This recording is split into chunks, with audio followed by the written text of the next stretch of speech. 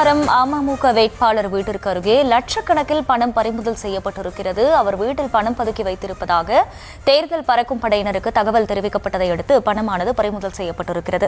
கூடுதல் விவரங்களை செய்தியாளர் பூராஜா வழங்க கேட்கலாம். பூராஜா, வணக்கம். இது குறித்த முழு விவரம்.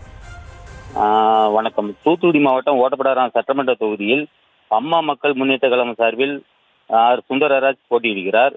இந்த நிலையில் அவரது வீட்டின் அருகே பணம் இருப்பதாக கிடைத்த தகவலின் பேரில் எஃப்ஐசி தலைமையிலான குழுவினர் வந்து அங்கு ஆய்வு செய்ய மேற்கொண்ட போது வேட்பாளர் சுந்தரராஜ் வீடு அருகே ஒரு சூட்கேஸ் ஒன்று கிடந்துள்ளது. அதில் ரூபாய் 14 லட்சம் இருந்துள்ளது. அதனை கைப்பற்றி எஃப்ஐசி குழுவினர் தாலுகா அலுவலகம் கொண்டு சென்றுள்ளனர்.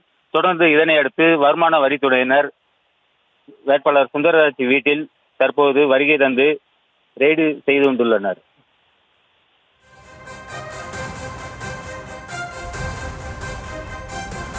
விவரங்களுக்கு நன்றி பூராஜா.